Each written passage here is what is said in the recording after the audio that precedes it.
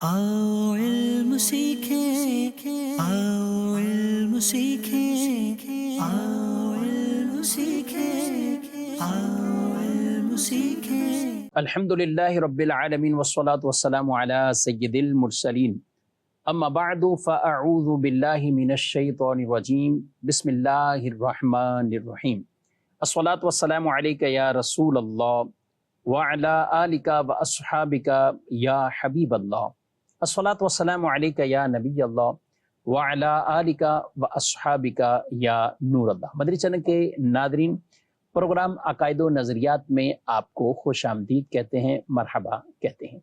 अल्लाह रब्बुल आलमीन हम सबको दुरुस्त अकायद पर इस्तिकामत अता फरमाए और अकायद भी समझने की भी तौफीक अता फरमाए। हमारे प्यारे नबी सल्लल्लाहु अलैहि वआलिहि वसल्लम की ज़ात अक़दस पर दुरूद व सलाम पेश करने के बेशुमार फ़ज़ाइल व बरक़ात। एक रिवायत में इरशाद फरमाया कि जो शख्स मुझ पर एक बार दुरूद भेजे, अल्लाह उस पर 10 रहमतें नाजिल फरमाता है, उसके 10 दर्जे बुलंद फरमाता है, उसके नाम अमाल में 10 नेकियां लिखता है, 10 खताएं उसकी माफ़ फरमा देता है, मिटा देता है। सुभान अल्लाह। अल्लाह पाक कसरत के साथ दुरूद व सलाम पढ़ने की मुझे और आपको सादतें अता फरमाए। सल्लु अलल हबीब सल्लल्लाहु ताला अला मुहम्मद सल्लल्लाहु अलैहि व आलिहि वसल्लम। नाज़रीन इकराम, आज के इस प्रोग्राम में हम अल्लाह रब्बुल आलमीन की ज़ात के हवाले से एक मुसलमान के क्या क्या अकायद होने चाहिए और किन बातों से उसने अपने आप को बचाना है, क्योंकि बाज़ औक़ात आदमी अपनी ज़बान से कैसे कलिमात कह देता है, कुछ शिकवे शिकायत वाले कलिमात या माअज़ल्लाह अल्लाह रब्बुल आलमीन की ज़ात पर एतराज़ करने वाले कलिमात वो अपनी ज़बान से निकाल देता है और यूं वो कुफ्र में जाके पड़ जाता है। ईमान लाने के बाद और ईमान वालों को भी कुरान पाक में जो इरशाद फरमाया, या अय्युहल्लज़ीना आमनू आमीनू, ऐ ईमान वालो ईमान लाओ। यहाँ जो दूसरा आमीनू फरमाया है वो ईमान लाओ, मुराद इस ईमान पर इस्तिकामत लाओ, इस ईमान पर इस्तिकामत, यानी ईमान है, अब इस पर मुस्तकीम रहो, इस्तिकामत के साथ रहो। इन्नल्लज़ीना क़ालू रब्बुनल्लाह थुम्मा इस्तक़ामू ततनज़्ज़लु अलैहिमुल मलाइका। इरशाद फरमाया कि बेशक वो लोग जिन्होंने कहा हमारा रब अल्लाह है और फिर इस पर इस्तिकामत के साथ ठहरे रहे, मुस्तकीम रहे, इस्तिकामत के साथ रहे। ततनज़्ज़लु अलैहिमुल मलाइका अल्ला तख़ाफ़ू वला तहज़नू व अबशिरू बिल जन्नति अल्लती कुन्तुम तुअदून। और इस्तिकामत उन्होंने ऐसी इख्तियार फिर की है कि फिर फरिश्ते नाजिल हो जाते, उन पर फरिश्ते नाजिल होते हैं और वो उन्हें बशारत देते हैं कि तुम्हें ना कोई खौफ हो, ना तुम्हें गमगीन होने की कोई ज़रूरत, और तुम्हें खुशखबरी हो वो जन्नत जिसका तुम्हारे साथ वादा किया हो। नहनु औलियाउकुम फिल हयातिद दुनिया व फिल आखिरा, हम दुनिया में भी तुम्हारे साथी हैं, आखिरत में भी तुम्हारे साथी हैं। वलकुम फीहा मा तश्तही अनफुसुकुम वलकुम फीहा मा तद्दाऊन, तुम्हारे लिए जन्नत में जो कुछ तुम चाहो वो तुम्हारे लिए, और जो कुछ रब की तरफ से, अल्लाह की तरफ से तुम्हारे लिए वादा है वो भी तुम्हारे लिए। नुज़ुलम मिन गफूरिर रहीम, और ये गफूरुर रहीम की तरफ से, अल्लाह रब्बुल आलमीन की तरफ से मेहमान नवाजी है। तो अल्लाह ऐसे लोगों को जो ईमान पर इस्तिकामत के साथ रहे, क्योंकि दुनिया से ईमान लेकर जाना, कब्र में ईमान की हालत में पहुंचना, यही कामयाबी की दलील है। फलाह और कामरानी की जो दलील है वो ईमान है, और वाकई ही कि जो दुनिया से ईमान लेकर रुखसत हुआ वो कामयाब है। तो अल्लाह रब्बुल आलमीन की ज़ात के हवाले से एक मुसलमान के क्या अकीदे होने चाहिए, ये भी हमें मालूमात होनी चाहिए। और फिर कौन कौन से ऐसे कलिमात हैं रोज़मर्रा जो इस्तेमाल होने वाले, बाज़ औक़ात अपनी जहालत की बिना पर लोग उनको बोलते रहते हैं, उन तमाम चीज़ों से अपने आप को बचाना और उन कलिमात से अपने आप को बोलने से भी रोकना, ये बहुत अहम और ज़रूरी, वरना कहीं ऐसा ना हो कि ये बोलकर आदमी कुफ्र के अंदर ना पड़ जाए। क्योंकि इंसान की एक फितरत है, जब तक तो आसानियां हैं, आसाइशें हैं, तो ये बड़ा खुश है और अल्लाह से भी बड़ा खुश है, अल्लाह पाक ने बड़ा करम किया हुआ है। لیکن جیسے ہی رب تعالیٰ کی طرف سے اسے کچھ آزمائشیں آتی ہیں تو پھر زبان سے جو آئے اول فول بولنا شروع ہو جاتے ہیں، اور ایسے بھی کہ ماد اللہ پاک کو ہی برا بھلا کہنا شروع ہو جاتے ہیں۔ حالانکہ قرآن مجید فرقان حمید میں سورۃ الفجر میں اللہ پاک کیا ارشاد فرماتا ہے، فَأَمَّا الْإِنسَانُ إِذَا مَبْتَلَاهُ رَبُّهُ فَأَكْرَمَهُ وَنَعَّمَهُ فَيَقُولُ رَبِّي أَكْرَمَنِ۔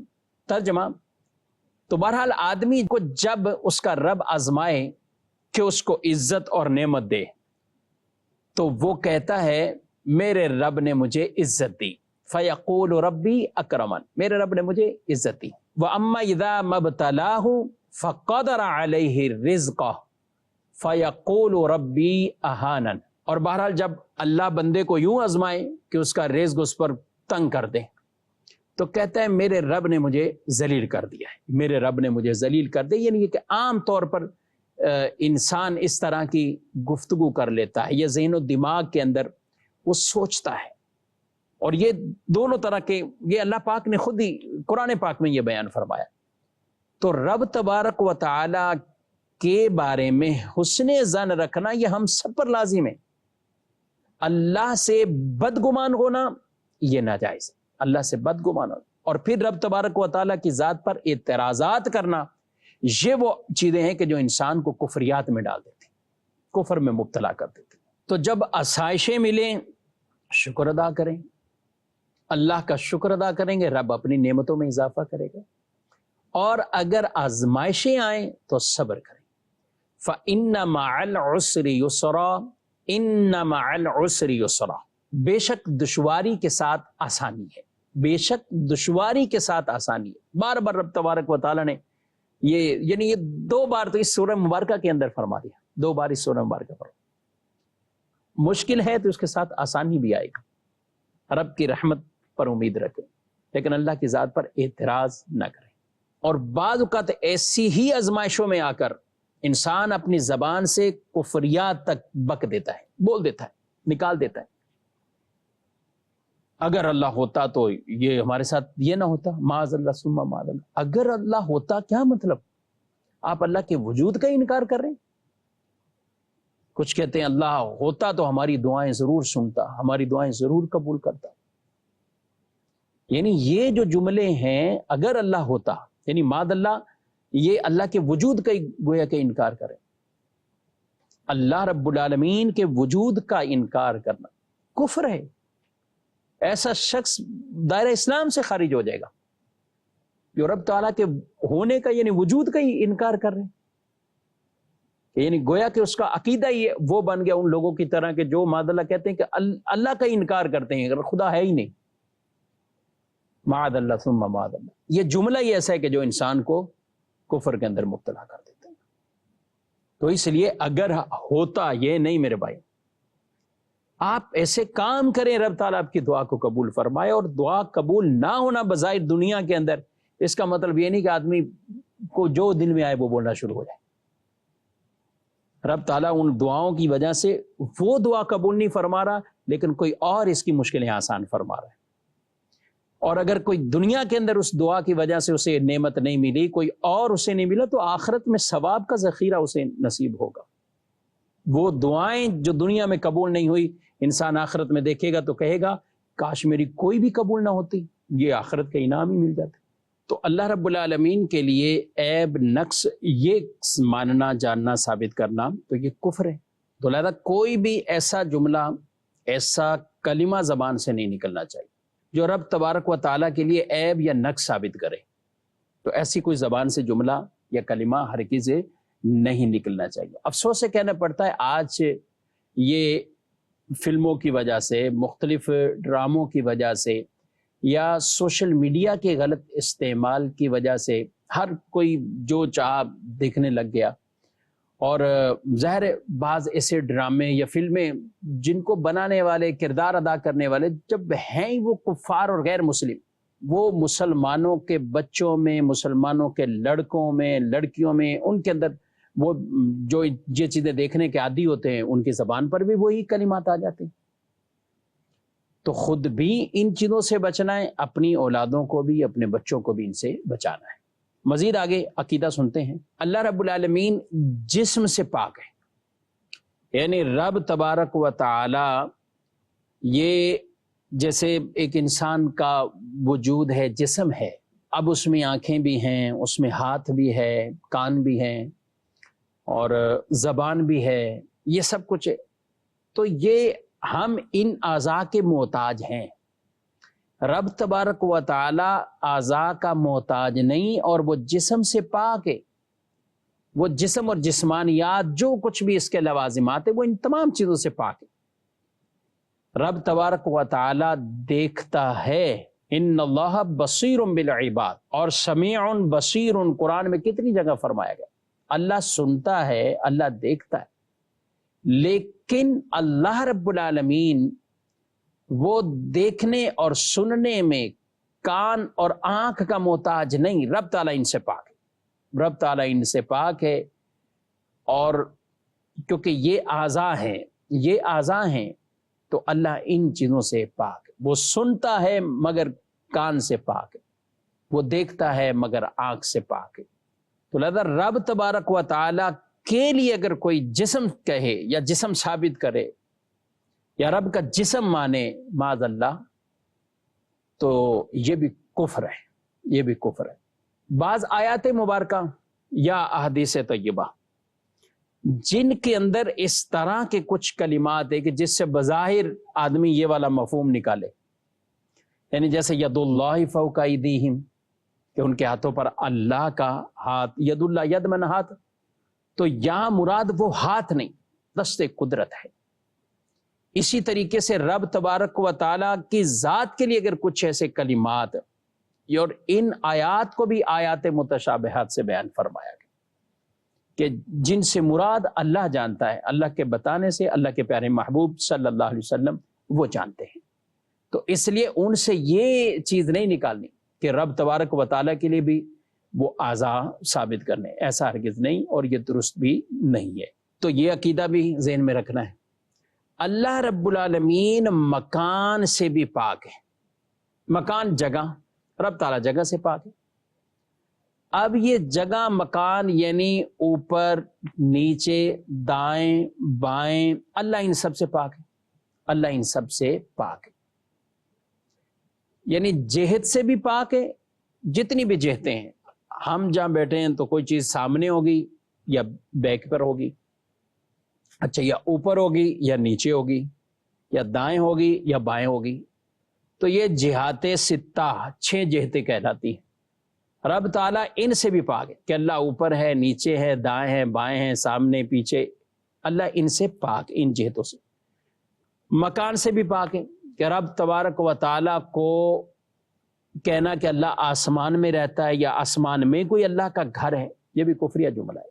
اسی لیے بہت سی زبانوں پر ایک جملہ جگہ کے اعتبار سے کہ اللہ ہر جگہ موجود ہے، یہ جملہ عام طور پہ زبانوں پر رہتا ہے، یہ نہیں کہنا چاہیے، کیونکہ جگہ یعنی یہ مکان ثابت ہو رہا ہے اللہ کے لیے۔ اللہ اپنے علم کے اعتبار سے، اپنی قدرت کے اعتبار سے ہر شے کو محیط احاطہ کیے ہوئے، کوئی جگہ ایسی نہیں ہے کہ جو اللہ کے علم میں نہ ہو، اللہ کی قدرت میں نہ ہو۔ یہ سب کچھ، یعنی یہ جملہ کیوں بولا جاتا ہے عام طور پہ لوگوں کو؟ یہ بتانے کے لیے کہ رب تعالیٰ دیکھ رہا ہے، رب تعالیٰ دیکھ رہا ہے، بالکل ٹھیک ہے۔ الم یعلم بان اللہ یرا، کیا وہ نہیں جانتا کہ اللہ دیکھتا ہے؟ اللہ دیکھتا ہے۔ اب یہ جو کہنا کہ رب تبارک و تعالیٰ کے لیے جگہ کا ہے، کہ اللہ ہر جگہ موجود ہے، تو اس کا مطلب اللہ کے لیے مکان ثابت کیا جاتا، تو رب تعالیٰ مکان سے بھی پاک ہے۔ یہ عقیدہ سمجھنا چاہیے۔ یہ وہ کلمات ہیں جو ہمارے بچوں کی زبانوں پر ہیں، اور لوگ بھی شاید اس کو عام طور پہ ان کو درست ہی سمجھتے ہیں، غلط کوئی نہیں سمجھتا۔ تو لہذا یہ نہیں بچوں کو سکھانا، بلکہ بچوں کو یہ سکھائیں اللہ پاک ہر شے جانتا ہے، اللہ علم رکھتا ہے، اللہ دیکھ رہا ہے۔ اس طرح کے کلمات آپ ان کو سکھائیں۔ بچہ اس عمر کو پہنچے، اسے اللہ اللہ پڑھنا سکھائے، رب کی وہ تسبیح، رب کا نام لینا وہ سیکھے، لیکن ایسے کلمات نہ سکھائیں کہ جو بچے کے دل و دماغ میں راسخ ہو جائیں اور وہ کلمات کفریہ کلمات ہوں. تو اس لیے کہ جہت ہو یعنی سمت کوئی اللہ کے لیے ثابت کرنا یا جگہ اللہ کے لیے ثابت کرنا، مکان ثابت کرنا، یہ دونوں باتیں کفر فرمائی گئی. اور یہ بھی ہے کہ بعض اوقات اللہ رب العالمین کے بارے میں بچے اگر پوچھیں یا کوئی بات ہو تو کچھ لوگ اشارہ کرتے ہیں، کچھ دیکھتے ہیں. یہ ایک طرح کا آپ یہ یعنی معاذ اللہ یہ بتانا چاہ رہے کہ اللہ آسمانوں میں ہے، اللہ اوپر ہے. اگر تو یہی سوچ یہی عقیدہ ہے تو یہ تو کفریہ ہے، کیونکہ رب تبارک و تعالی وہ آسمان بھی تو ایک مکان ہے نا، ایک جگہ ہے، اللہ اس سے بھی پاک ہے. اس لیے ہمارے علماء نے لکھا کہ یوں جو زبان پر ہے نا اوپر والا، یہ لوگ بولتے ہیں اوپر خدا ہے نیچے تم ہو. تو یہ جو اللہ کے لیے بولے اوپر والا، یہ بھی مکان آپ ثابت کر رہے ہیں رب تعالیٰ کے، اور اس اعتبار سے اس کو بھی کفر فرمایا گیا. تو اس لیے ایسے کئی جملے ہیں میرے بھائیوں کہ جو لوگوں کی زبانوں پر آئے ہوئے ہیں، ایسے کئی جملے. اللہ رب العالمین کے لیے جگہ اور مکان سے پاک ہونے کے حوالے سے بے شمار دلائل ہیں اس پر کہ رب تعالیٰ یہ جگہوں کا، یہ جہت کا، مکان کا، اللہ ان تمام چیزوں سے پاک ہے. بہت سے دلائل ہیں. میں ایک مثال عرض کرتا ہوں، ایک عمومی سی دلیل کہ انشاءاللہ بات ذہن میں اچھی طرح ذہن نشین ہو جائے گی. دیکھیے رب تبارک و تعالی قدیم ہے. قدیم سے مطلب ہمیشہ سے ہے، ہمیشہ رہے گا. وہ تب سے ہے جب، اب، تب، کب، یہ کچھ بھی نہیں تھا. یہاں وہاں نیچے اوپر دائیں بائیں یہ کچھ نہیں تھا. رب تعالیٰ اس وقت بھی تھا. اللہ پاک اور اس کی صفات یہ قدیم یعنی ہمیشہ سے. اس کے علاوہ جو کچھ ہے وہ حادث ہے، یعنی حادث یہ قدیم کی ضد ہے، یعنی وہ چیز جو عدم سے وجود میں آئے. اس کو آسان لفظوں میں یوں سمجھیں کہ جو پہلے سے نہ تھا مگر بعد میں موجود ہو، جو پہلے سے نہ تھا مگر بعد میں موجود ہو. اب رب تبارک و تعالیٰ کی ذات وہ تو قدیم ہے یعنی ہمیشہ سے، اور جو بعد میں بنا، اب زمین ہے، آسمان ہے، عرش ہے، کرسی ہے، اوپر نیچے دائیں بائیں، یہ سب چیزیں کیا ہیں؟ یہ حادث ہے، بعد میں عدم سے وجود میں آئیں. اب اگر یہ کہا جائے کہ اللہ پاک اوپر ہے یا آسمان پر ہے یا عرش پر ہے یا ہر جگہ ہے، تو پھر آسمان، عرش، بلکہ ہر جگہ کو قدیم ماننا پڑے گا. یعنی یہ جب سے اللہ ہے تب سے یہ جگہ بھی ہے، حالانکہ یہ ہمیشہ سے نہیں ہے.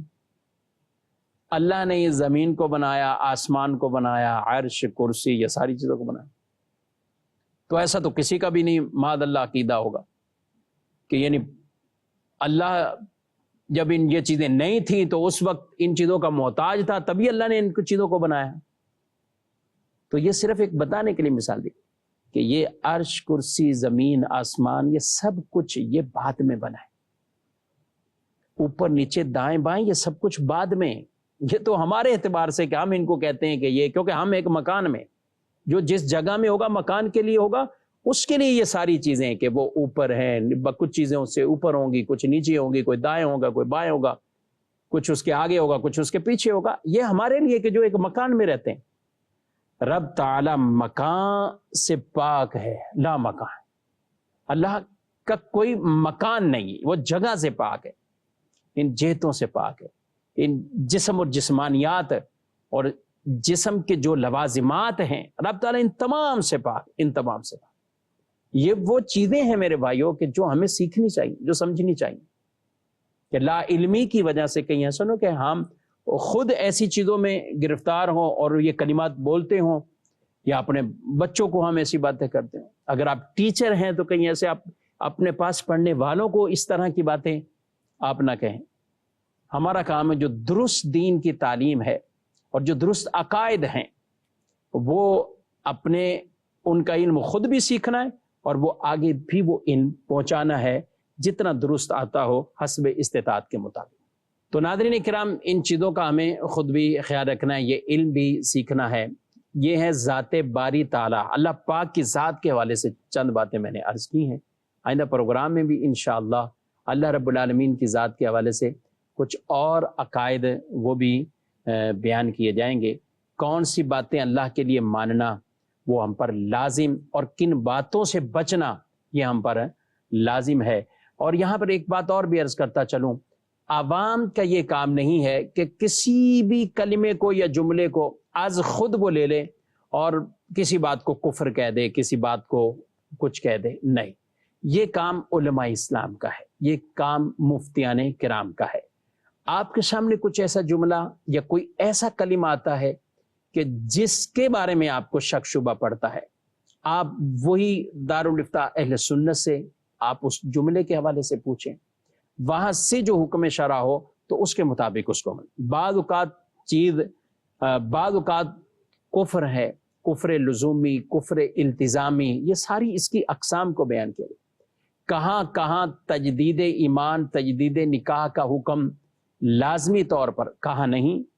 تو یہ اس طرح کے جو احکامات ہیں یہ از خود ہم نے بیان نہیں کرنے، بلکہ علماء کرام، مفتیان کرام سے اس کی دینی اور شرعی رہنمائی لینی ہے، اور پھر کسی کو اگر آگاہی دینی ہے، بتانا ہے تو یہ بتائیں۔ اپنی طرف سے کسی بات کو کفر کہنا یا اپنی طرف سے کسی بات کو کچھ اور سمجھنا تو یہ ہرگز درست نہیں ہے۔ اللہ پاک ہم سب کو درست عقائد پر استقامت عطا فرمائے اور ہم سب کا خاتمہ بالخیر فرمائے، خاتمہ بالایمان فرمائے۔ ہمارے پروگرام کا وقت ختم ہوا ہے، آئندہ پروگرام میں انشاءاللہ عقائد باری تعالیٰ کے بارے میں کچھ باتیں مزید عرض کرنے کی کوشش کی جائے گی۔ رب تعالیٰ علم دین اور علم نافع کی دولت سے مالا مال فرمائے، آمین، بجاہ النبی الامین صلی اللہ علیہ وسلم۔ آؤ علم سیکھیں، آؤ علم سیکھیں، آؤ علم سیکھیں، آؤ علم سیکھیں۔